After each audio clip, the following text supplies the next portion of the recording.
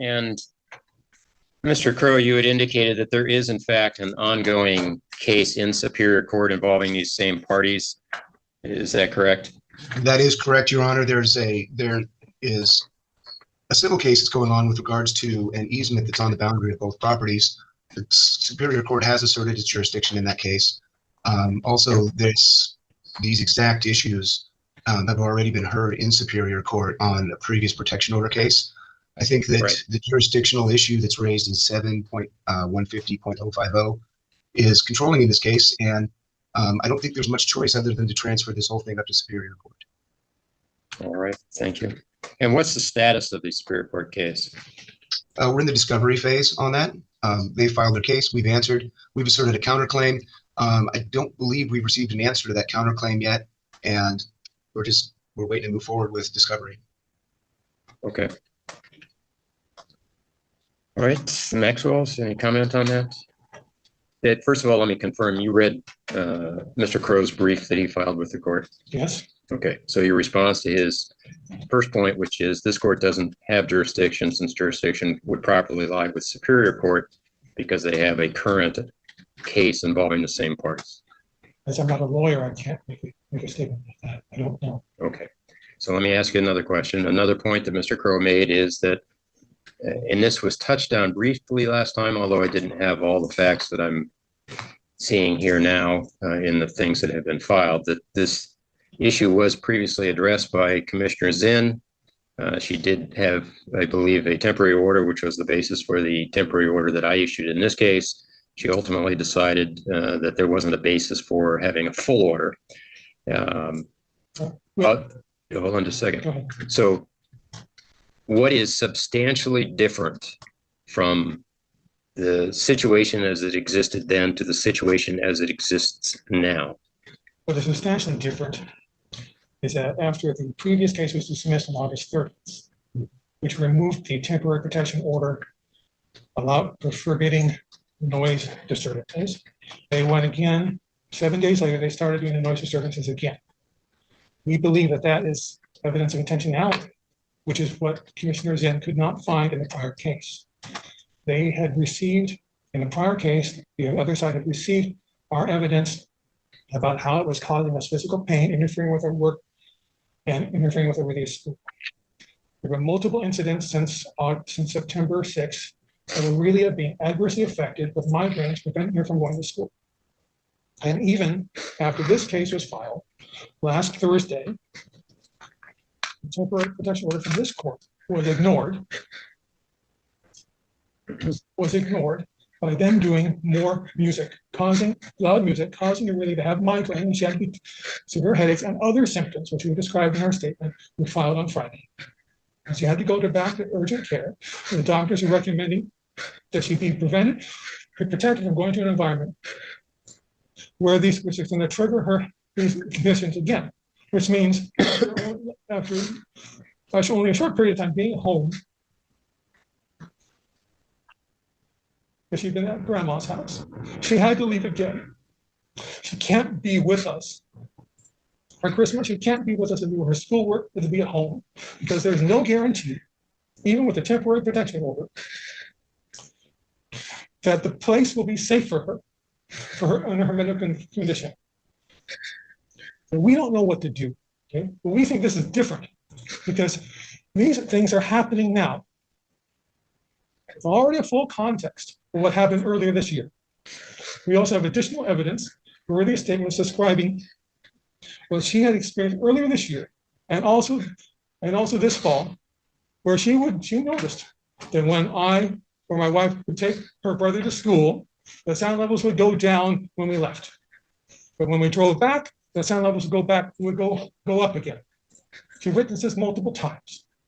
The other evidence we have is from our prior tenants of the property who testified in our declaration that when they were living there for 5 years, Mr. James did not engage in this behavior of loud noises when he's working in his wood shop. He only started this 1 year ago. So I don't think this is a pattern. I believe this is a pattern designed to cause adverse effects on us. This is why it's different than before, because as a resumption of something which Commissioner Zinn told him specifically not to do, she said, try to keep the noise down. That's what she said in her decision on August 30th. So to me, there's a qualitative difference between this case and the issues and what happened in the first petition. Because we're only talking about noise disturbances here. We're not talking about anything else. Okay. All right. Thank you. And for the record, I had seen that you made that argument in your filings. My second question was asked because I wanted to consider the backup position if I don't find that jurisdiction is ceded by district court to superior court with the current proceeding that's ongoing. In this case, there is an acknowledgement there is in fact a active superior court case. That case does not seem to be related to the issues that have been placed before this court in the protection order. And Mr. Crow had cited the statute, and I've reviewed the statute. It's a new statute. I'm guessing I did not participate in any of the hearings on the statute, and I don't know the discussion about the language used in the statute. Like I said, I didn't attend any of the hearings.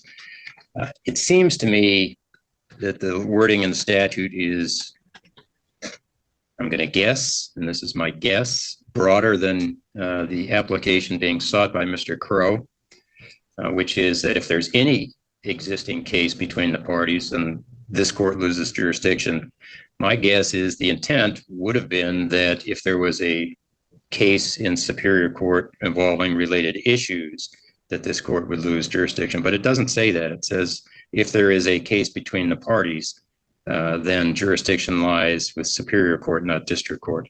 That is the situation in this case today before this court. I would agree with Mr. Crow. The way this statute is written, I am required to transfer this case to superior court. So I don't think I have any other choice in this matter. So I will do so. And whether the case gets joined with the easement case in superior court or superior court refers it back to a separate calendar where they hear protection orders, I don't know, but I don't see that I have any authority to do anything other than to transfer it back to superior court. So Mr. Crow, if you'll provide the court an order to that effect. And I will. I will sign that order, and we'll make sure that the Maxwells get a copy of that order once signed. How do you want me to provide that to the court? Can I email it into the civil division, or what's the best way for me to get it to you, Your Honor? Okay. Yeah, you email it into the civil division, and when it comes in, I'll get it signed, and then we'll get it sent out to the Maxwell so they get a copy of it. Mr. Maxwell, you had a question? Yes. Can the temporary protection order that you already signed to this case remain in effect until further proceedings? I'm transferring the case, and the answer to that would be yes. The temporary protection order would remain in effect until the next hearing in the matter. Today is officially not a hearing in this case because I can't make any determination. So, Mr. Crow, any objection to that? No, Your Honor. Okay. So what I'll do is I'll have to, I think, modify the temporary protection we had in place here, and I'll just put in there, I think it had a date certain for today. I think what I'll do is I'll put in there language which says the temporary protection is in effect until the next scheduled court date in superior court. So, and Mr. Maxwell's reported to the court that he believes the order has been violated. And what I'll say to you, Mr. Maxwell and Ms. Maxwell, is if you believe the order has been violated, you have to contact law enforcement for enforcement of the order. That's the way this works. But I will sign a reissuance of the temporary order as well, which has language saying the temporary order is in existence until the next hearing in superior court. And that will go along with the order that Mr. Crow is going to provide the court for transferring this matter to superior court. All right. Thank you for coming in today. Thank you. All right. Thank you, Your Honor. And my general recollection of the petition in this matter is that Ms. Sutliff indicates she reported Mr. Miglietta for either drinking on the job or being intoxicated on the job. And Mr. Miglietta, in her belief, is upset with her for doing so and made an attempt to break into her vehicle while she was in it.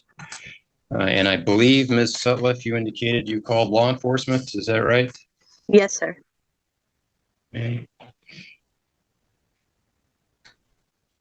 All right, Ms. Sutliff,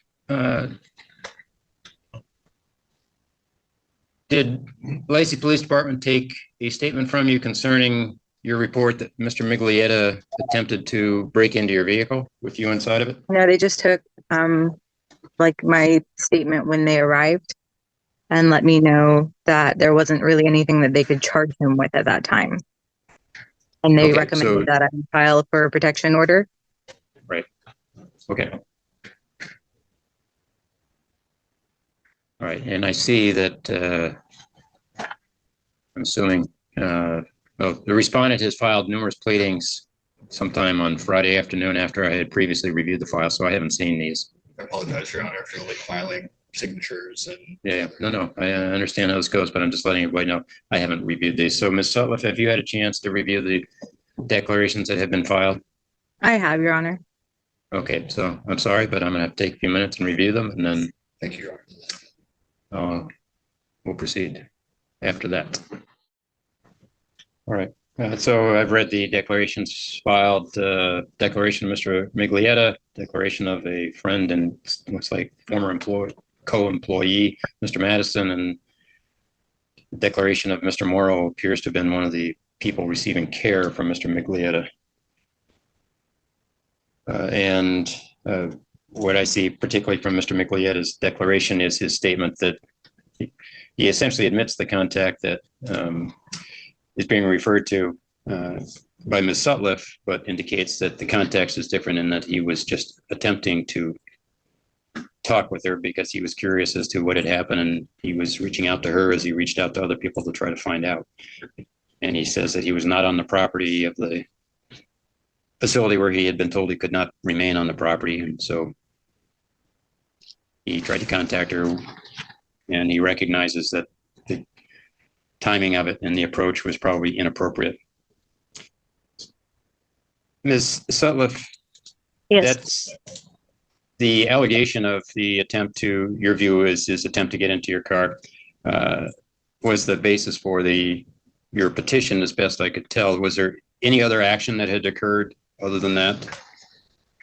I mean, for 3 days prior to that, I had been put in an uncomfortable position at work where I felt he was threatening me. And then in a residential neighborhood at 6 o'clock in the morning, he blocked my exit through the roadway, exited his vehicle and attempted to enter mine. Okay, so tell me about an attempt to enter yours. What does that mean? He tried to pull my driver's side door open, but it was locked. Okay, so he actually grabbed the handle of it? Yes, sir. Okay, and so you made your report according to your petition on the 12th of November, and then the contact with Mr. Miglietta as you were leaving work or coming to work, I can't quite tell, was the next morning. Is that correct? Yes. Okay, you were leaving work, it says. All right, so what do you mean about, you said that he had been harassing you for 3 days prior. That I really don't see that in your petition. So that was What do you mean by that? That was why I reported him to work, was that I had just started training with them. It was my first 3 days at this job. And he was showing me pictures of guns on his phone that he did not make clear to me he had already surrendered. And then the following conversation was how people who snitch, that's the lowest you can be. And I felt intimidated and threatened by him. Like his statement, showing me the guns first and then making those statements, was a way to intimidate me, not to tell on him when later in the night he was breaking multiple policies.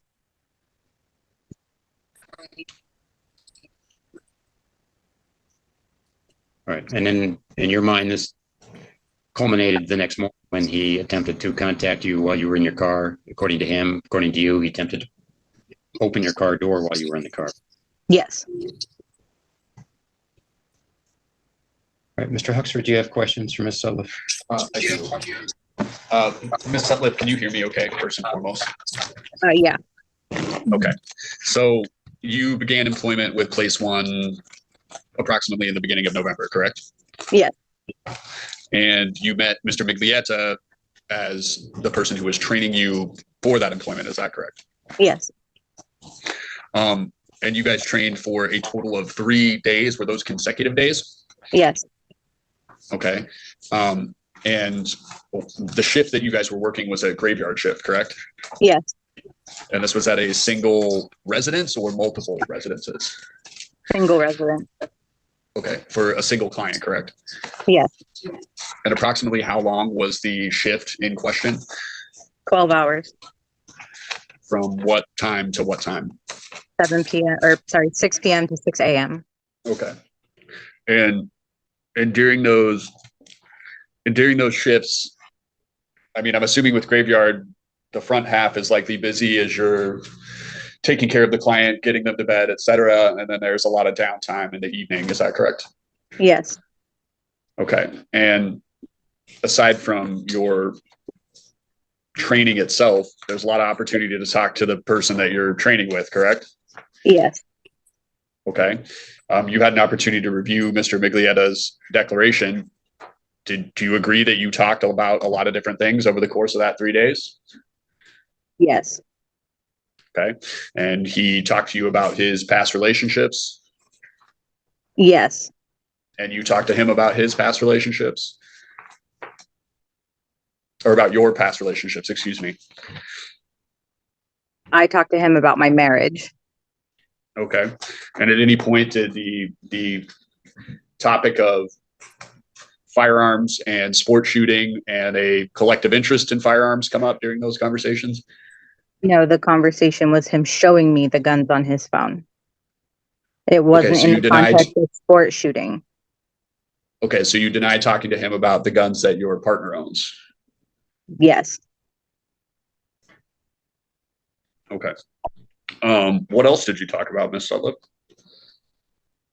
We talked about the job that I was supposed to be doing and how to get around basically every policy the company has.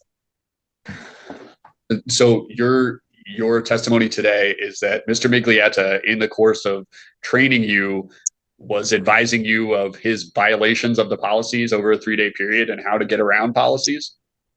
Yes. Why would someone do that? That doesn't make any sense. I can't tell you why he would do that. I can tell you what happened, and I can tell you that I have no reason to make it up. I'm on a 90-day probationary period. I had worked there 3 days. So someone who has been with the company for a total of 3 to 4 years during training is just going to admit to you, without having ever known you, that they are consistently and willfully violating the company's policies as part of your training? It is what he did. Okay. Let's talk about the incident after you reported him to management. You said in your petition that he blocked your vehicle at the stop sign. Is that correct? Yes. Okay. And then he exited his vehicle, correct? Yes. And then he approached your vehicle. About how far away were your vehicles when he got out, allegedly? I was directly on his bumper because I had assumed the car in front of me was going to pull through the stop sign. How did you get away if he was directly in front of you? I turned my wheels to the right-hand side and I drove through a construction site to get away from him. But if he was directly in front of you, you wouldn't have been able to navigate or negotiate around. You just said that he was on, directly on your front bumper, correct? Yes, I pulled up to him behind him at a stop sign, so within a couple of feet, and I was able to turn my tires all the way to the right side and drive through the construction site next to me. But you didn't mention that in your petition.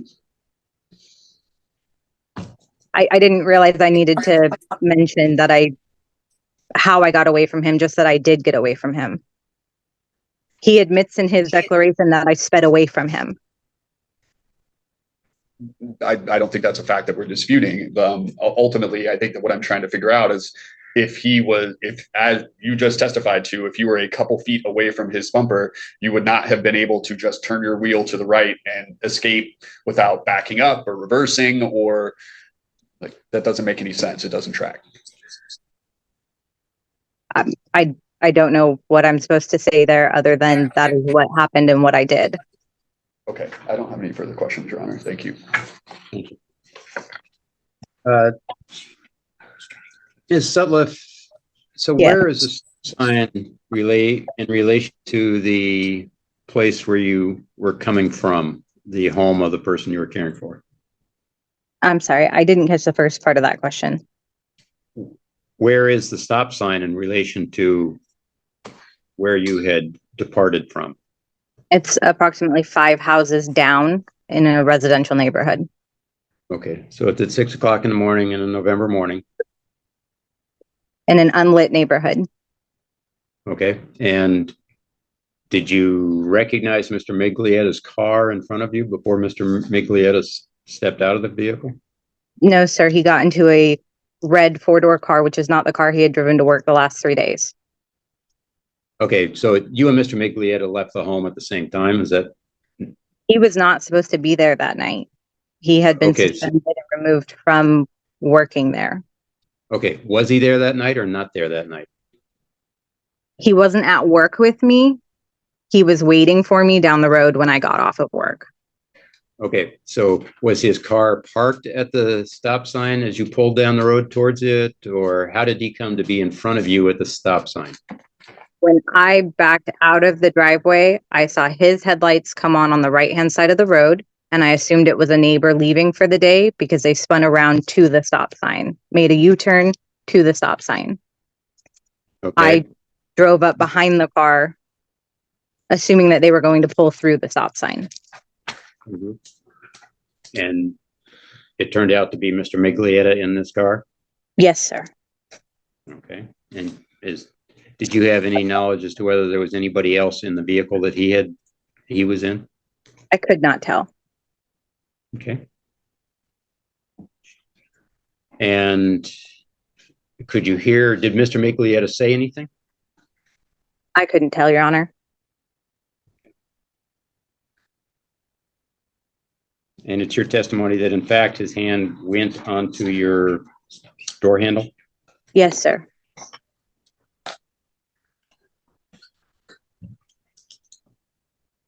Your Honor, may I ask one more clarifying question? Yeah, let me just make sure I'm done before you go back to you. Okay, Mr. Oxer. Ms. Sutliff, you said earlier that when you were answering the judge's questions that it was not made clear to you that he had surrendered those firearms. Is that correct? Yes. And in the conversations about his past relationship, he did acknowledge to you that there was a current restraining order against him because of his past relationship, correct? No, he did not. He made it sound like he had had a rough breakup and he still wanted to be with this person. He did not acknowledge at all that there was a restraining order against him. The police told me that the morning of the incident. Okay, but in your petition, there's a section in here where you're talking about restraining orders, and it says the specific question is the restrained person already not allowed to have firearms? And you've checked that box, yes. Because the police told me that morning that he had already been ordered to surrender his firearms if that made me feel safer. So yes, I knew at the point when I filed my petition, but I didn't know that the morning he was there. No further questions. All right, thank you. And I have read what has been filed. Does Mr. Miglietta have anything else he wants to say? I mean, if the court doesn't feel it necessary to supplement the record with respect to credibility or to hear his side of things, then file this declaration. So okay. It's up to you. Matt, I'm just going to ask a real open-ended question here. Do you have anything else to supplement your written statement that you feel like it's important to advise the court of to Ms. Sutliff's testimony? No? Okay. No. All right. And Mr. Huxford, any argument? Yes, Your Honor. So Ms. Sutliff has filed a anti-harassment protection order. I just want to note for the court that, ultimately, I think that this fails under the course of conduct provision. While I certainly understand the court is already aware that we've admitted to the conduct in question here, we're not talking about a repeated series of events. I understand that a course of conduct can be a single incidence of conduct, but there are disputing versions of what happened that morning. Mr. Miglietta had told the court that essentially he was indeed waiting, and then he got out of his car, put his hands up to try to make contact. Mr. Miglietta did not engage in a course of conduct over time if the court would at least give some credibility to his version of events. I find it incredibly hard to believe that someone training a new hire would admit to multiple violations of policy and then engage with them in passive aggressive threatening behavior by showing them guns. We've submitted to the court that there are ultimately no guns in Mr. Miglietta's possession. I do think that he made this very clear to Ms. Sutliff. I can't speak to her motivation for doing this, but the course of conduct definitional context is not met. There are no repeated attempts by him to contact her. He did not have her contact information. I agree with the court that this was an inappropriate time to try to reach out and make contact with Ms. Sutliff. There's been no indication that since the temporary order was issued that he has violated this temporary order or continued to make contact. Mr. Miglietta has been fired from his job at this point. There is no future opportunity for contact between these two parties. Mr. Miglietta's testimony also includes that he contacted multiple other coworkers to try to figure out what was going on because Place One, when they suspended him, did not provide him the basis for the suspension, the reason for the suspension, the source of the suspension. So while I certainly understand the headspace that Ms. Sutliff is in that morning and this being an alarming contact with her, Mr. Miglietta did not know at that time, pursuant to his testimony, that she was even responsible for the alleged violations of policy or that this could be coming from her. So while he was advised to remain off the property of Place One, he was not advised to not contact his coworkers or try to figure out what was going on. And so, again, I certainly appreciate and understand the alarming nature of his conduct. However, I also don't think that Ms. Sutliff's version of events tracks when you are thinking about the logistical components of it as well. How was she able to flee the scene or get away from Mr. Miglietta if he indeed pulled in front of her car to prevent her from leaving? That doesn't make sense. She just testified that he was 2 feet from her bumper. She would not have been able to navigate that, as she said. It's not credible. I also just think the nature of her story makes sense. If we're really boiling this down to the course of the conduct consideration by the court and the unlawful harassment component, there's also a substantial emotional distress, but rather a legitimate or lawful purpose. I think an employee who's been suspended, who has rapport with his coworkers, albeit limited rapport with Ms. Sutliff, given that they had only known each other for 3 days, it's a legitimate purpose to reach out. Is the way that he did so reasonable? I think in hindsight, no, absolutely not. But is this the basis for an unlawful harassment protection order? I do not think that Ms. Sutliff has met her burden. There's no other additional witnesses to corroborate her version of events. And I do not think it makes much sense why my client would jeopardize his livelihood, jeopardize his job, and furthermore, jeopardize his other issues with the court in the Superior Court with respect to the DBPO when he's actively engaged in DBIT treatment and learning ways to not engage in this type of conduct. Mr. Miglietta immediately reported this to his DBIT counselor. He's done nothing but try to get ahead of this the entire time because he feels like he has been unreasonably suspended and then fired based on these allegations. I don't see how the court can find her version of events credible, that a senior employee would engage in multiple policy violations and then passively intimidate a new hire to not tell on him and then subsequently try to stalk her in some way, shape, or form. And for these reasons, we're asking the court to dismiss this petition. Thank you. All right, thank you. And I'm actually going to ask Mr. Miglietta a question. Mr. Miglietta, particularly on the night preceding the contact between you and Ms. Sutliff at the stop sign, how many, well, I guess you weren't there. So typically how many people work this shift at Mr. Morrow's home? Only me. Okay, so when Ms. Sutliff was there, it was you and Ms. Sutliff, just the two of you. Yes, sir. And so, Ms. Sutliff, I'll ask you a question. On the night that preceding this happened, how many people were working the shift besides you? There was one other person. All right. And who was that? I apologize, Your Honor. I don't remember his name. I met him only that night for the one night. Okay. And did he leave before you, after you? After me.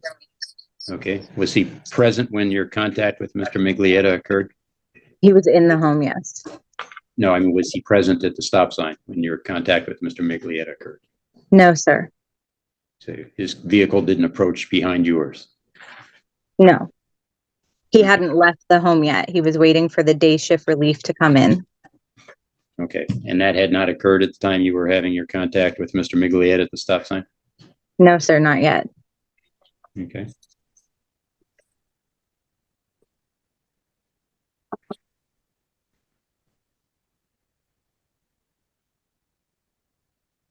And Ms.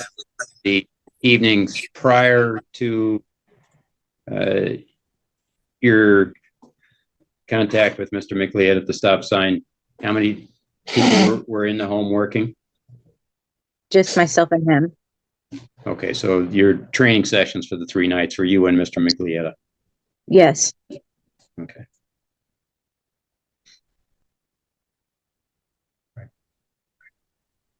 Yeah. Okay, thank you.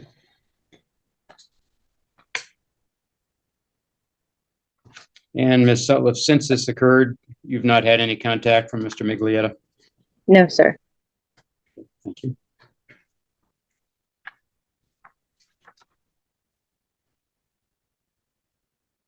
I was also removed from the home where we were working and placed in a different location that same day. All right, thank you. I'm going to enter the order sought by Ms. Sutliff in this case. And the basis for that is that the contact by Mr. Miglietta, which was acknowledged by him at 6 o'clock on a November morning in a neighborhood that Ms. Sutliff described as not well lit, and his attempt to speak with Ms. Sutliff that morning was a poor choice, as acknowledged by Mr. Miglietta through counsel. Under his version of events and under Ms. Sutliff's version of events, it's escalated from a poor choice to a significantly threatening contact when Ms. Sutliff says that, in fact, he approached her vehicle, ostensibly in the dark, and grabbed the door handle of her driver's side door, which was locked, and he wasn't able to get in, and Ms. Sutliff left, which was described by Mr. Miglietta. So there is an argument, as Mr. Huxford pointed out, that the statute says one-time incidents are not to be the basis for the issuance of a protection order. However, they can be when seen as a continuation of an action. And in this case, I think Mr. Miglietta's poor choice in attempting to contact a former co-employee at 6 o'clock in the morning as she was leaving her work on a November morning, and doing so by being directly in front of her at a stop sign and not moving while she's behind waiting to depart, and then getting out of his car to approach her. And I don't find any basis for disbelieving Ms. Sutliff's version of events here, so I'm going to find that Mr. Miglietta's approach was more along the lines as described by Ms. Sutliff. Escalated that one event into something which could be the basis for the issuance of a protection order. I also note that Mr. Sutliff, Ms. Sutliff and Mr. Miglietta were the only two people working in that Mr. Morrow's home for the evenings that Ms. Sutliff was being trained. So I have a little hard time. It's not overly important to my determination here, but I'm having a little hard time buying Mr. Miglietta's statement that he didn't have any clue as to who might have turned him in, when the only person he'd been working with for the nights prior to being turned in was Ms. Sutliff. My guess is he had a pretty good idea in his head that it was Ms. Sutliff, and the contact was because he wanted to find out why did she turn him in. I'm not making any determination as to whether Mr. Miglietta's actions as an employee were appropriate. I don't think that's not what I'm being asked to do, and there's not enough evidence for me to make a determination one way or the other. I do suspect that Mr. Miglietta suspected Ms. Sutliff was in fact the one who turned him in, and probably wasn't pleased about that. And his inappropriate choice in attempting to contact her was more than an inappropriate choice. It was threatening. And based on that, I will grant the request for protection order. Mr. Miglietta, this order is in effect for 1 year from today's date. You're to have absolutely no contact with Ms. Sutliff. You're not to go within 1,000 feet of her residence or workplace or vehicle or her person. I've made no determination in here as to firearms. I'm satisfied based on what I've heard that Mr. Miglietta is compliant with his domestic violence order not to possess firearms, and apparently has either surrendered them or does not have possession of them. So I will not enter any firearm restriction as part of this order. Ms. Sutliff, if there's a basis for you wishing to extend the order, you'll have to come back to court and petition the court for that. This order is in effect for 1 year from today's date. We will provide Mr. Miglietta a hard copy of this order here in court, and Ms. Sutliff, if you wish a copy of the order, it's available in your district court electronic file. Okay, thank you. All right. Thank you There's both. a lot of, and Mr. Officer will get a hard copy. Exhibits that have been filed by the Hamlins in this matter. And I reviewed those, and I saw a number of videos and looks like text messages or screenshots. And I'm guessing that none of the Hamlins who appear here is the one that was in a relationship with Mr. Butterfield. Am I accurate in that? Correct, Your Honor. Our oldest daughter has a protection order against him. Okay. And that looks like that was just entered a week ago. Is that correct? That is correct. Okay, thank you. And Mr. Butterfield, you were aware of that? Of what exactly, Your Honor? That Isabel has a felony protection order? A felony regarding protection you? order? That there was, yes, family court entered a protection order for Isabel, and you as a respondent. I don't know if you appeared in that hearing or not. No, I did not appear in a hearing until today, Your Honor. Okay, so I'm just making sure you're aware there is a separate, that's not subject for this proceeding today, but in family court here in Thurston County, they issued a protection order for Isabel against you as a respondent, saying you may not have any contact with her at all. So I want to make sure you understand that. Okay. Yep, I understand, Your Honor. Okay, thank you. Thank All you. right. Yep. So, yeah. So what I have here are requests from Isabel's sister, Isabel's brother, and Isabel's parents for similar protection order. And the basis of that seems to be a couple of, and I'm not sure whether they were posts or texts, I can't quite tell, from Mr. Butterfield, who seemed upset about, I'm assuming, the breakup of his relationship with Isabel, and made some fairly direct threats towards the Hamlins, who he was conversing with, and I know specifically saying that he was going to kneecap Isabel's father. So those seem to be the statements. I'm sorry? In one of the most recent ones, because he's still contacting Madison, he did actually make a death threat. That's a lie. That's not Madison's phone number, bro. Mr. Butterfield, hold on. Okay. So part of the concern we have is he's continuously been violating Isabel's protection order, writing to Madison's phone, giving actual threats of breaking my kneecaps or killing us. And there was a text chain with a bunch of vulgar, racist remarks and etc. The young man just doesn't get it that we don't want anything to do with him. He just needs to leave the family alone. Yep. All right. Thank you. So, Mr. Butterfield. Yes, What sir. do you want to tell me? I've watched the videos. You seem like an angry young man in the videos. All right, good. Good as in I'm glad you watched them. You're muted. Sorry about that. Yeah, I was pretty upset. I bought Isabel a phone and then an Apple Watch. That way, if the relationship continued, Isabel could do the same thing that I do for my family, which is allow my family to track them. The phone number that I had is not Madison's. It's Abby's, who is an adult. As far as the protective order against the children, I had really no contact via any cellular or internet network, period, between the children. And I was pretty upset because when I bought this cell phone and this watch for Isabel, it was $1,500 altogether, and I was paying for the monthly plan on it as well, straight out of my own pocket. And when the relationship was broken up, and I was basically told that I would never see Isabel again, I said, okay. They wanted to keep the phone and the watch despite it not being in her name. And when they returned it, they failed to civilly give me the phone back or hand it over to the police, which was highly upsetting. $1,500 is a very, very large sum of money for me. I'm an entry-level IT contractor. I don't start work again until January. So this $1,500 really bites me where the sun doesn't shine.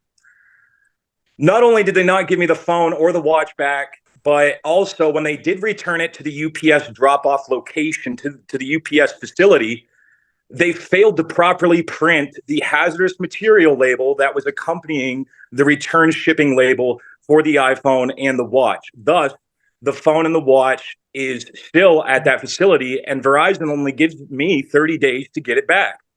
So I contacted somebody from a program that I'm in, who was sponsoring me, and I had him go down last week, 15 days after the package was dropped off there.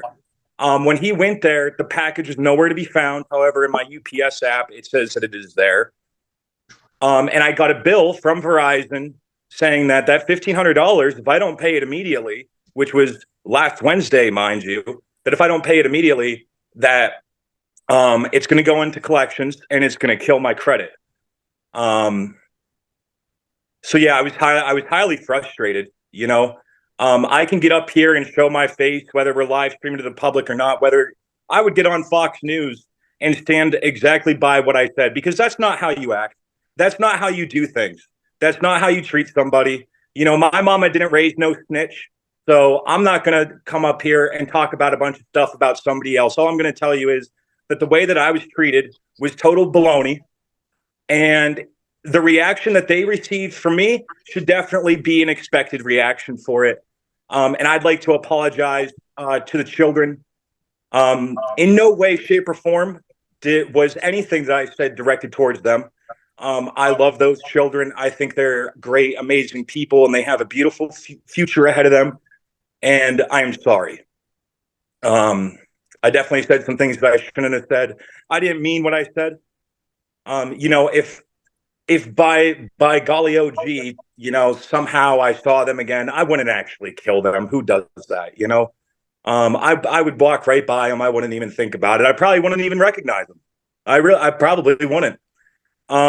Inside of those documents, it says that they want to label me as a sex offender and all this and that. Well, guess what? I got news for you, cowboy. I deleted all the pictures and chat logs and everything I had of Isabel before I even left Washington. Thank you very much. Because that's the kind of person, that's the kind of man my mom raised, the real man who really owns up to what he does, doesn't try to hide, and doesn't let anybody push him around. So if you want to sit here and push me around and try and destroy my life by calling me a sex offender, good luck, buddy.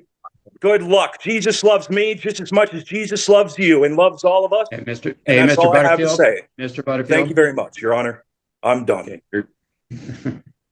Thank you, Judge. Right. I'll pretend you were talking to me and not to them because you're not supposed to talk to them. I'm sorry about that. All right. And Mr. Crabtree, would you please mute your microphone? You're causing us to get some reverb here.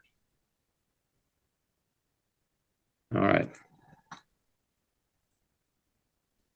And if I'm not mistaken, Madison, are you Abby as well? Is Abby your middle name? Madison is my legal What? name, and that's what I put as our court protection order, but I go by Abby as a nickname, so it is my number that he's been contacting. Maybe that was the confusion. Okay, all right. And let me just clarify, Abby, I'll ask you, you're how old? I'm 20. Okay, thank you. And Philip, you're how old? I'm 18, sir. Okay. And then Russell and Julie are the parents? Correct, sir.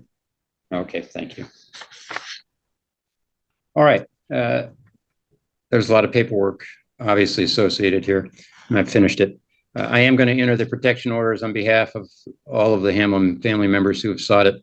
Mr. Butterfield, as I pointed out, the video shows an angry person. You manifested that today as well. But you're not in trouble because you're angry. You know, it's an emotion. It's the statements you made. It's not enough to say, you know, nobody follows through on a threat to kill. Nobody follows through on a threat to harm somebody. So they shouldn't have believed it in the first place. Frankly, that's nonsense. People should be concerned when they hear that. That language is totally inappropriate in any way. And no matter what you think harm has been done to you concerning your watch and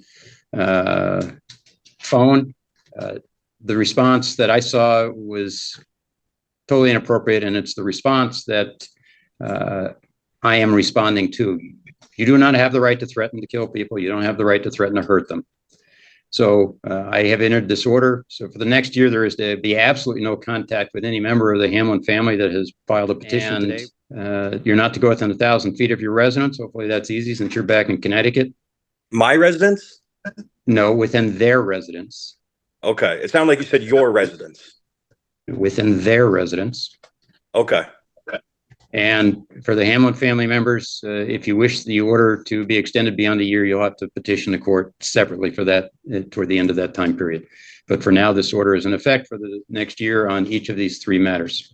And copies will be available in the district court file for each of you to get copies of. All right. All right. Thank you all very much. I have a quick question. Yes. When an employer does a background check on you, does that come up? Hey, it's a court record. Okay, sounds good. Yep. All right.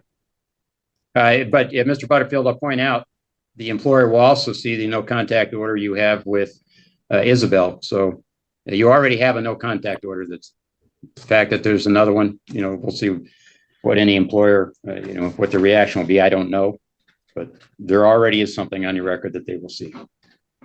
Okay. All right. Sounds good. All right. Thank you, folks. All right. Thank you. You're welcome. Bye-bye. And Mr. Hill, am I correct that it sounds like you, Ms. Stiles' daughter is your fiance? Is that right? Yes. Okay. And Ms. Stiles and Mr. Crabtree used to live with the two of you? Is that right? Yes. Okay. And in spite of that, you indicate in your petition that Ms. Stiles constantly yells at you and refers to you by the N-word. Constantly. And you've asked her to stop and she hasn't. It's been going on for 8 years. Okay.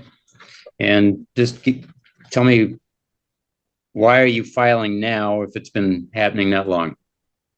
Because I constantly get apologies from her and I forgive her for it, but it just happens it just keeps happening. I can't deal with it anymore. All right. And then as far as Mr. Crabtree, you say he doesn't use the abusive language, but he backs up who you say is his girlfriend, Ms. Stiles, and then threatens physical harm to you. Is that accurate? Well, no, he doesn't threaten really necessarily any physical harm, but he takes up a posture on her behalf, and that I feel threatened. Okay, so that doesn't mean it happens remotely. It means when you're in physical proximity to each other and this is going on at that point, he might clench his fists or square his shoulders or whatever, Yeah. and you feel like something, he's going to be defensive for Ms. Stiles? Yeah, and he enables her by buying her alcohol and stuff like that. Okay. All right. Ms. Stiles, your thoughts on what Mr. Hill has reported?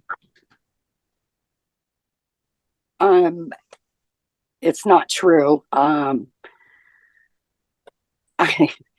already have, there's already see, that was my place of employment, is at that residence, which is my daughter's residence. And so, and it's not true that I go over there and call him the N word and always arguing. That's not true. Okay. Do you ever call him the N word? I have. And why would you do something like that? Just mad, just mad at him. He's called me the C word, you know, so it's just kind of a response back. Mm-hmm. Is there ever any time appropriate to say that word? No, Your Honor.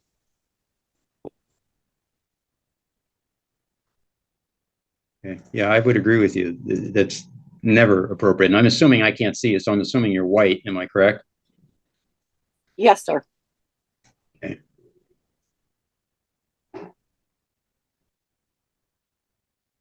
And Mr. Hill, Ms. Stiles tells me she works at the home that you live in. Is that, tell me about that. Well, she was, her grandmother stays here, lives here, and she was her caretaker for a little while, and so is her daughter. Okay, but is that still the current situation? Her daughter is still caretaking for her. Okay, but I'm assuming Ms. Stiles can't be there because there's a Superior Court order telling her not to have contact with her daughter, which I assume prevents her from coming to the house anyway. Is that right? Yeah. Okay, we've been dealing with this, her racial and bigotry comments for years now, and we couldn't put up with it anymore, even if she was working here. And she was only using her working here now that she thinks that she works here, that she has a right to come in our house and start arguments, and her racial comments now can still take place because she works here now. And that she thinks that she tries to make comments like, oh, if we don't come to the door or something, she thinks that there's something wrong with grandma and she can kick the door in now. Stuff like that. It's just getting too much. All right. So it looks like Superior Court entered the protection order for Kendra back on the 16th of November. So I'm assuming since the 16th of November that Ms. Stiles has not come to the home. Is that right? Correct. Okay. This was the last resort, Your Honor. Like we did not want. All right, Ms. Stiles, anything else you'd like to say? Yes, no, the last day of employment was, I believe he put in his statement that it was the 25th, 26th that I came over there and did that. That's not the issue. Marcus Hill is not even on the rental agreement at this place. I've been taking care of my mom since the end of 2020, and a brother and my sister were going to put her in a nursing home. So I took the classes, and Kendra took the classes as well to be an IP, to keep mom in her home.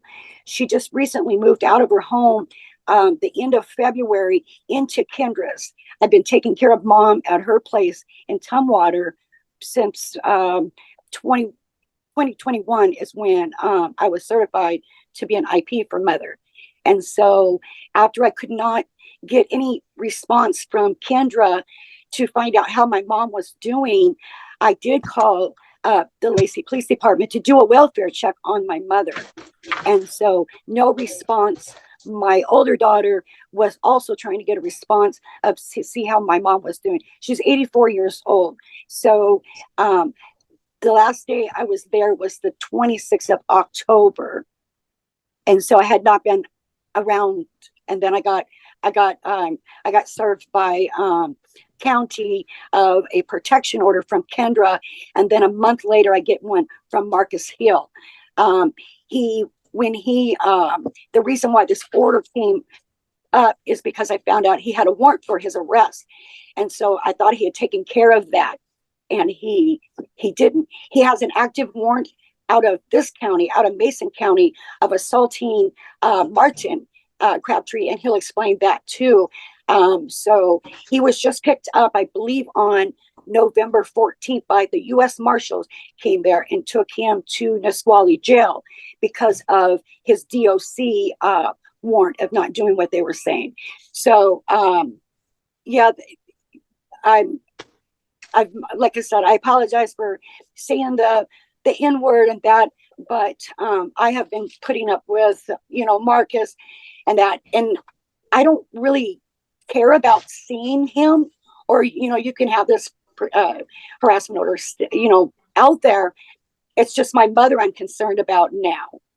And so that's like I said, they completely stopped all communication with me from my mom since the 26th of October. All right, thank you. Your Honor, may I? Yeah, you don't need to.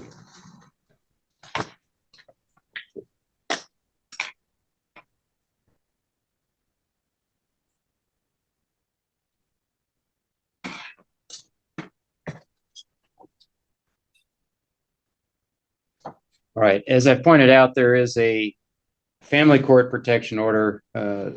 Ms. Stiles telling you may not have contact with your daughter, Kendra, and you have to totally comply with the terms of that order. I am going to grant Mr. Hill's request for a protection order for him from you, since he's not covered by your daughter's order. I think the behavior he discusses relative to you is totally inappropriate, and I can't think of any other reason that you would engage in the language you've admitted to using other than being harassing and threatening. So I will grant the request for the order. I'm not going to grant a order as to Mr. Crabtree. The basis, I don't find there's a sufficient factual basis for me to do so. But Mr. Crabtree, understand that Mr. Hill does not want any contact from you.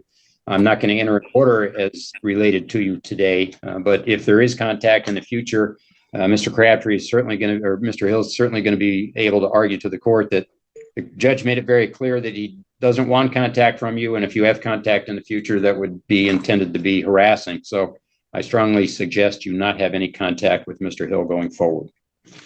Mr. Hill, the order will be in effect for 1 year from today's date. If you want it renewed, you'll have to come to court and ask for it to be renewed. And Ms. Stiles, you're not to go within 1,000 feet of Mr. Hill's residence or his person, and have no contact at all with him.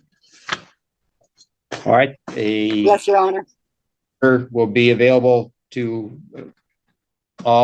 the two of you, Mr. Hill and Ms. Stiles, in your file at district court, and you can access it there. Thank you. Your Honor.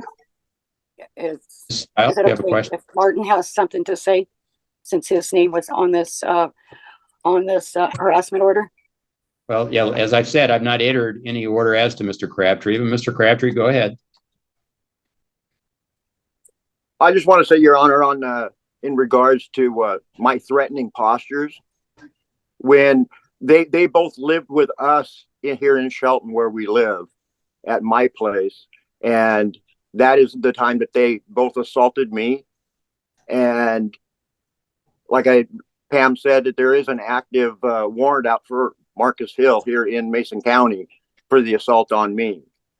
And the only reason I do my defensive stance is because when we lived with them, he kept approaching in our room and coming in a threatening manner. And I just wanted to protect myself and Pam because they have a habit of tag teaming, if you understand what I'm saying, Your Honor. I do. And I just don't want, I don't want any contact with them either, Your Honor. So it's fine with me. I mean, I don't need to have any communication with them at all. All right. May I respond to that, Your Honor? No, we don't need to go back and forth on that. I've made my thank you. ruling. All righty. Okay. Thank you all. Thank you. All right. You and Bye-bye. Mr. Merrithew reside in the same location, is that right? Correct. He's here part-time. Yes.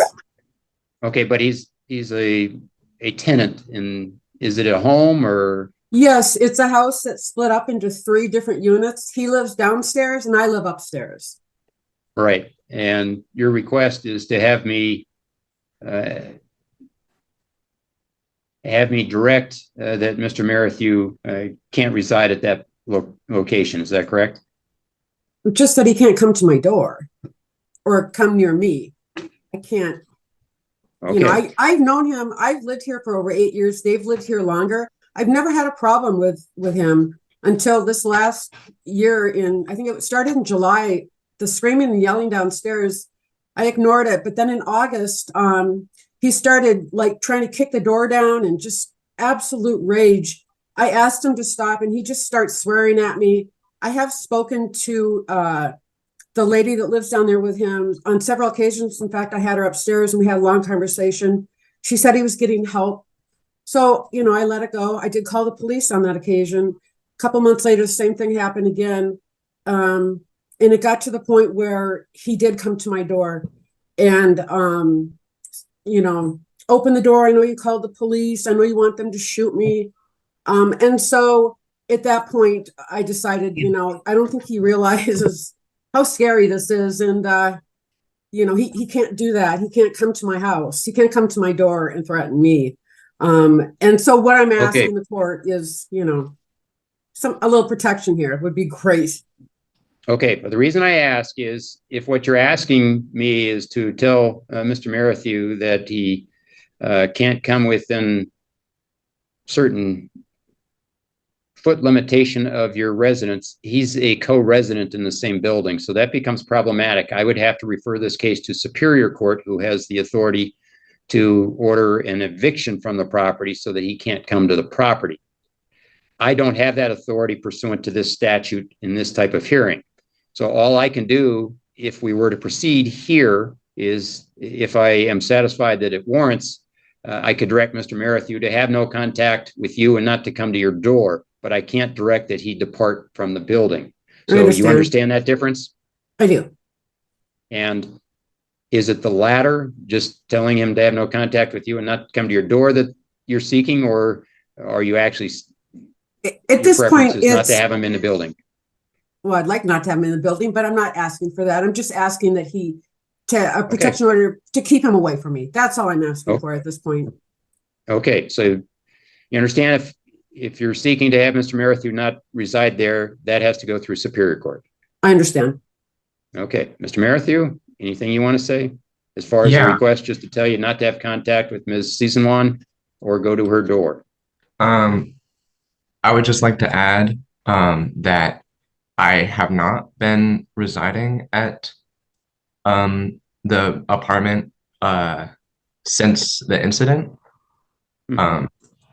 And on the occasions Annette described in her reports, I want to acknowledge that I was experiencing emotional distress for personal matters that did not involve Annette at all.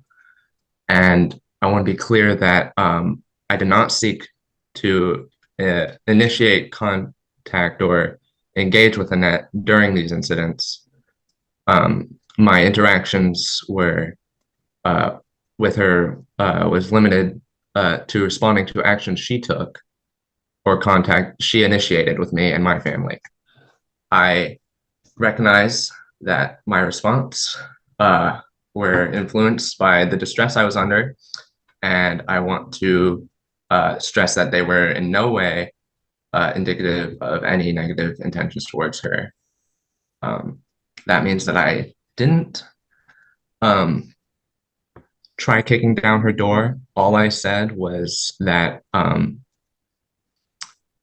that she could call the police, because I know that she's kind of, she likes to put her nose in there and, do all that kind of stuff. So I knew and I recognized that that was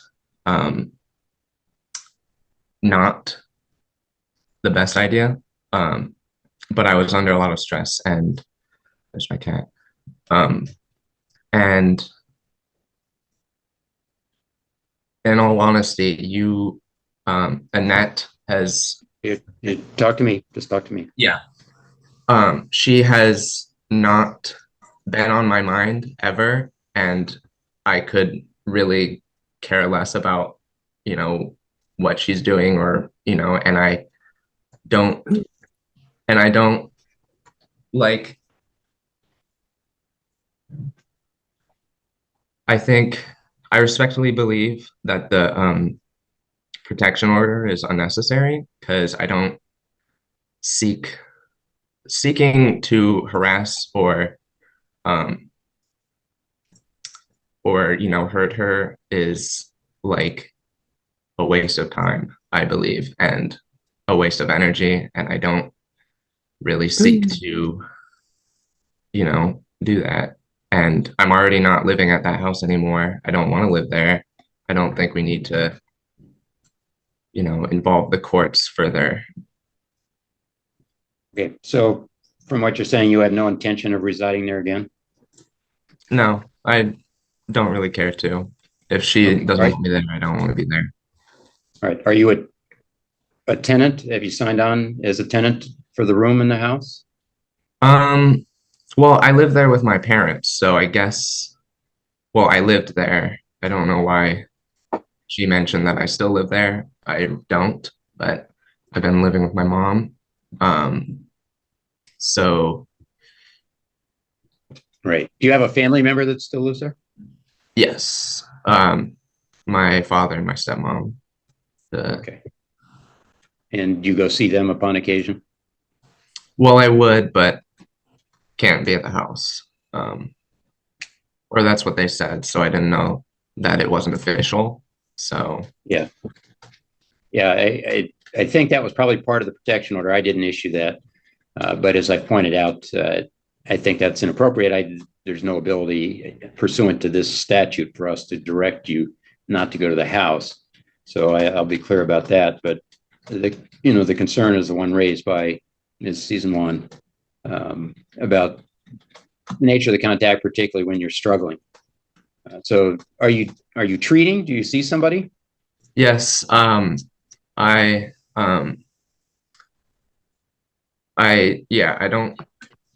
not in that apartment building anymore. I have group therapy, and personal counselor. So I'm going to 2 sessions, and I'm trying to better myself and do the work, and which certainly this involving the courts with this has not been helping, but it's, yeah. Right. I just want to put this behind me. Yeah, alrighty. And are you pretty good about your attendance at your sessions? Yeah, I try to attend as many times as I can. I don't think I've ever been absent at the group ones, and the only time I haven't attended personal was due to my therapist not being able to make it. So right. Okay.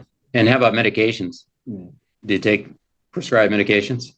No, not there's been conversation to sort of look into that and see if it's needed, but not at the moment. Okay. Yeah, I'll just share with you, this doesn't have anything to do with whether I'm going to enter an order or not, but I'm the county's mental health court judge. And so I have a calendar full of people who are struggling with various issues. And I'll just share with you that, one of the things that is pretty noticeable from this experience is that, some folks just say, no, I want to handle it myself. I'll figure it out, even though I'm struggling and sometimes my behavior isn't what I want it to be, but I'll figure out how to set the guardrails for that. And they do that even though a therapist has recommended that they might take medications to assist them in making it easier to deal with those. And the folks who try to do it themselves are the ones that I see struggle the most. Sometimes there are organic things going on that no matter how much willpower you have, you can't overcome, what your body's telling you to do. And medications can assist in that regard. So I would just say be open to that idea as opposed to being one of the folks who says, no, I'm going to do it on my own. And, there are a variety of reasons why, but I would just suggest that to you, at least be open to it and talk to a therapist about it. Can I say one last thing, Judge? No, Ms. Seasman, you don't need to. Okay. All right. So, Mr. Merrithew, I am going to order that you have no contact with Ms. Seasman and not, go to her apartment in the building if you are in the building. I cannot, as made clear to both of you, that to restrict you from the building, but she's concerned, particularly it sounds like when you are, having significant anxiety or stress, that the behaviors sometimes manifest themselves in a way that scares her. So you're obviously fully cognizant of that during this hearing. I don't see any problem here with you understanding that. And so just understand that and figure out how you're going to deal with that so that you don't cross the terms of this order if you're visiting your father and stepmother at that location. Okay. All right, Ms. Seasman, this order will be in effect for 1 year from today's date. If you want it renewed, you'll have to come back to court. There will be no distance restriction in here. This will just say that you're to have no contact with Ms. Seasman and you're not to go to the door of her section of the residence. Thank you, Judge. All right, thank you both. Good luck, Mr. Goodman. You currently have a no contact order with Ms. Shahub, is that correct? Yes. Okay. And your concern is you want her to back off on some issue concerning your son's remains?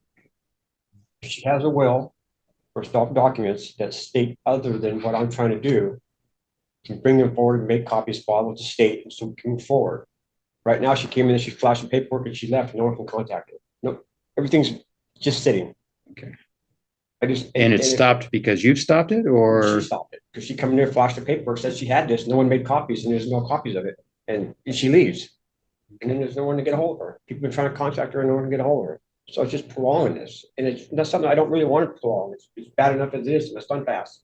I don't want to continue to drag this out for on reasons that are not necessary. I can understand the anxiety. I don't know if that is against what's in this order. If the death, my son, if that boy's her coming, that's fine. But show your paperwork and file it and do it straight so we can move forward instead of throwing something out there and then leaving. Okay. So, Mike, are you trying to do a cremation or a burial? Or you're trying to do a cremation? Yeah. And is it the funeral home that says they can't do something? She showed some paperwork. It's supposed to be a will or something, and they stopped everything. The funeral home did? Yes. Okay. All right. Ms. Shahub, anything you want to say? So what the issue is that because they since Calvin passed away, his dad, his family is blaming me for his death pretty much, and I know they need somebody to blame, and that's fine. But I don't want. I mean, I'm not trying to prolong anything. I went in there and I showed the will, and I showed a will, and then he had his his last his funeral, his wishes for his funeral, and what he wanted to to be done. And the issue is that the will is like one set of paperwork, and that was a different set of paperwork. And the notary notarized that, and he signed it, and the witness signed it, and it says the date it was created. But the notary, so the copy that I had, because we ended up doing it twice, so we both have, we'd have copies, and his grandpa wanted copies of it at the time, because you're supposed to be moving down. But the copy that I had, because I couldn't find the right one at first, didn't have the actual, it was dated, they forgot to put the day after date. So the home didn't know if that paper was legit or not, and so they wanted us to go to court to find out who actually, I guess, next of kin. They contacted Frank because I told them, like, Calvin wanted certain things that they're not trying to do, which is, I understand, like, I don't want to, if they want to have him cremated, that's fine with me. All I asked is that I could go in there and I could see him and say goodbye. And I just wanted his jacket, and I asked if I could have a little bit of his ashes, just half. And they asked his dad if that was okay, and he's saying no. He's refused to do that. So if he can agree to that, then we can go forward with everything. I don't want to prolong it either. I mean, I don't know what they expect of me. I haven't had a vehicle because my car got impounded, and I didn't have the money to get it out, and my other car was broken down. I just got it fixed, so I'm going to file the will with the courts tomorrow. And I'm going to take the copies of the stuff back to the funeral home tomorrow. I already talked to them about it, so I've been in contact with them, and they know what's going on. But I mean, I haven't. Frank hasn't had any contact with me. All right, who's the him you've been in contact with? I couldn't hear. I've been in contact with, so there's Ariel at the funeral I'm in contact with, and then I talked to somebody above her when I called. I called them again. You're and let them know that.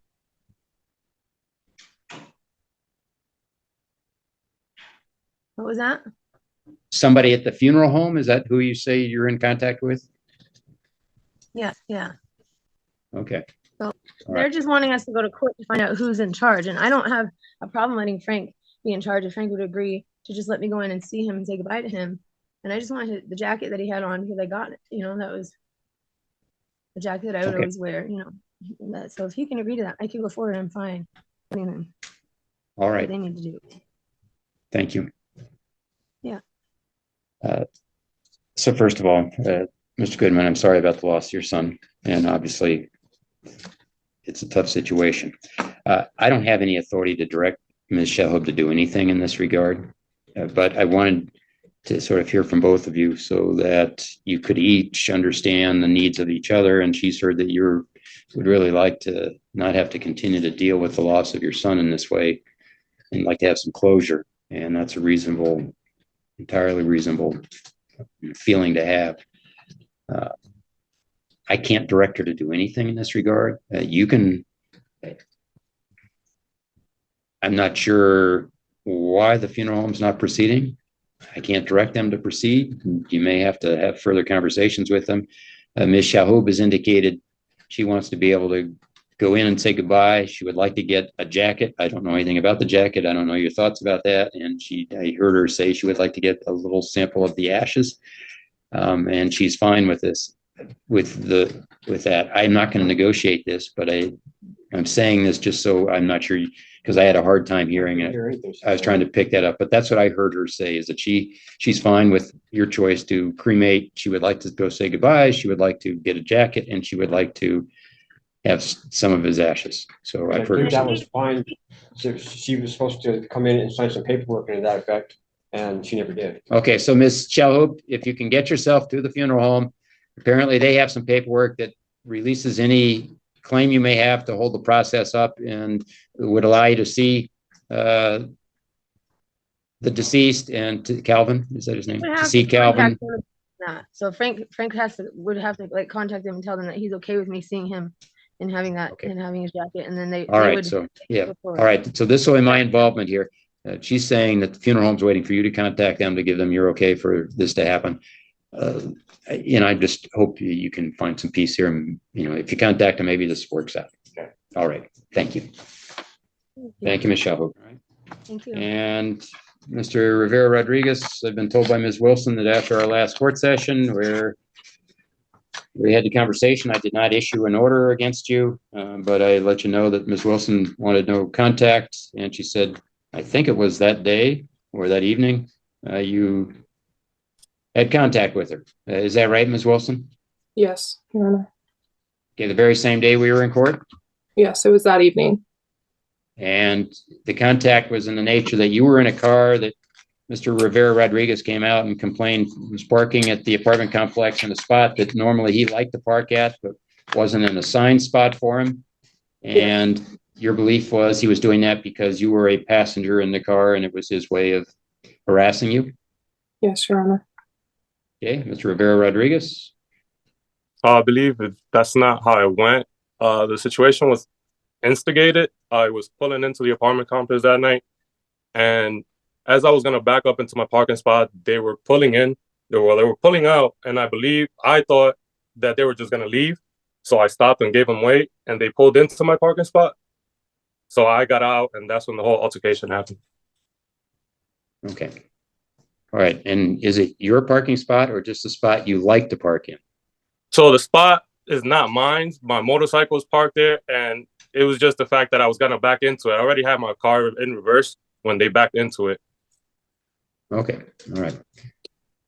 I also have I also have Lily Hansen as a witness. She was her husband was in the altercation as well, which for no reason.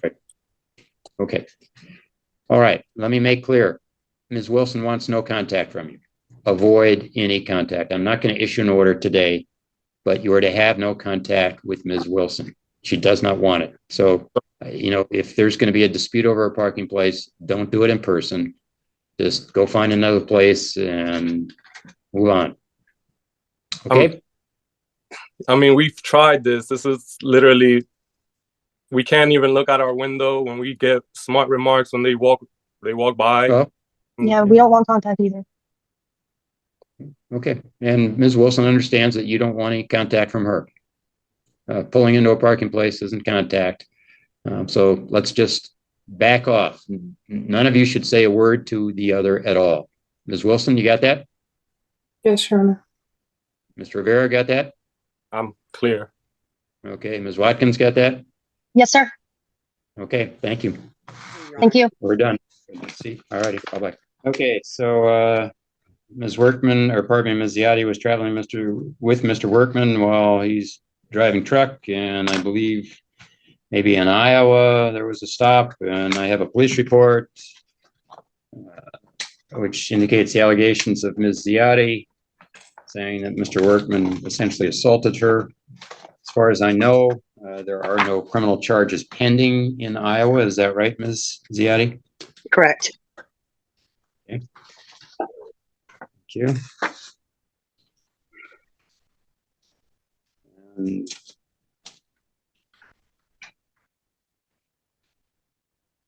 Mr. Workman, as I indicated at the start of the hearing today, these proceedings are being live streamed on YouTube. I have no reason to believe that anybody from Iowa is watching this. They could be.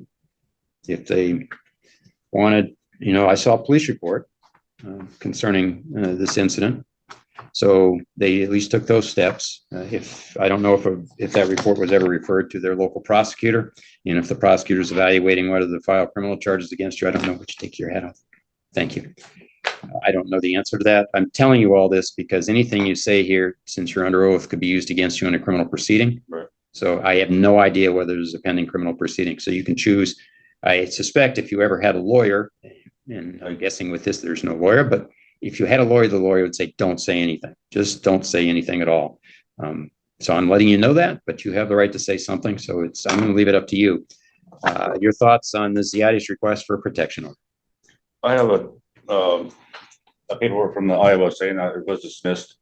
I don't know if you want copies of that or not. Okay, so you're not concerned about, that won't matter as to my entering the order, potentially. It just matters that it doesn't sound like you're risk of a criminal charge if it's been dismissed. So what I just told you, the warnings probably are less important. I haven't been there or been back there since this all happened. I have some property there that I would like to get back. I was here like 2 weeks ago trying to get it resolved, but I couldn't do anything about it. So property that Ms. Ziotti has? Yeah.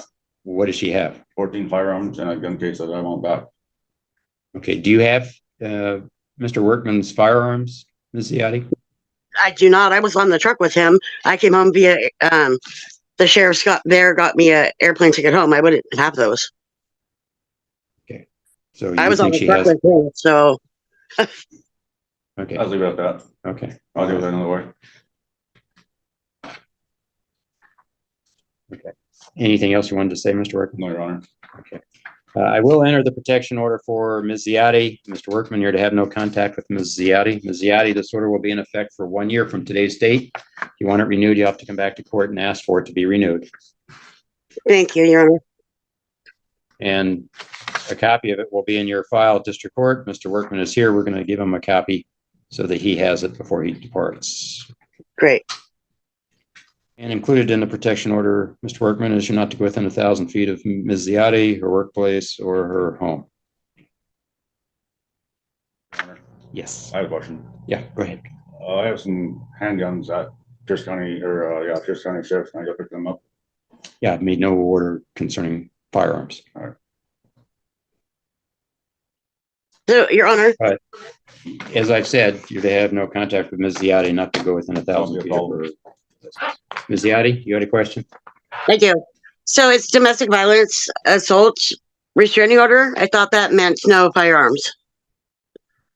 Yeah,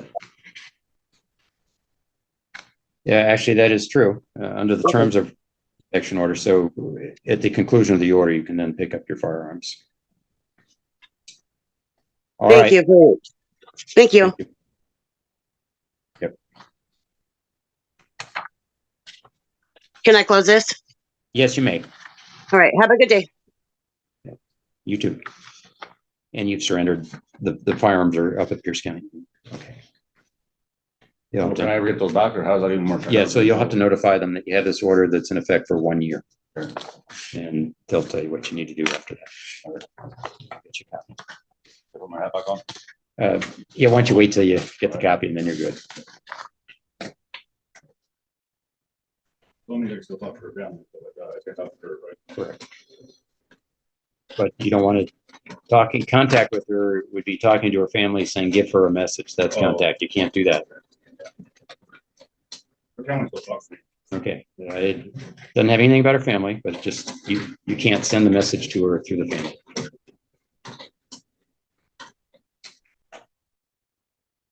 Like I said, I've never been in trouble, so. Okay. We'll keep it that way, right? Yeah, I like hunting and stuff like that. So. Okay. Thank you. I was All right, you're good to go. contact in and ask a question, since this person did contact me yesterday from email, and I have his email, if it was possible to ask, he be served electronically. Yep, that's certainly possible. So if you make sure you file that email you got from him, not today, but get served, send an email. No, you can't send it. You have to have somebody else send it. Send it to Mr. Kildee and see if he responds to you. But you're going to have to get a service packet, which Chase or somebody over there will get you a copy of the service packet. And then you'll have to file the copy of the email that you said you got from Mr. Kildee when you file the service packet back, so that we know that's an accurate email form. All right. Okay? And then this will be rescheduled for the 2nd of January. All right. Okay. So if you wait out in the lobby, they'll get you the service packet, or maybe they gave it to you. And I don't know if they did or not. And then you're going to have somebody other than you email, and the person is going to have to fill out the service packet saying, I emailed to the address that was on the email that you received. All right. Okay? All right. Okay. It's all logged. And the Evergreen Police, they currently have like the entire thing. So do I have to go back there, have it all printed out, and then come back here? Well, no, you'll get the service packet from us. Okay. If they're willing to send an email to Mr. Kildee, that's fine. Okay. Yep. Okay, you'll have to show them the email. Do they have that email? Yeah, they have the screenshots of what he emailed me. Okay, yeah. So if they'll email them a copy of the service packet, that would be great. Okay. And then you make sure you get that back to the court. Okay, so just wait out in the lobby. Someone will be out to assist you. All right. Thank you. Bye-bye.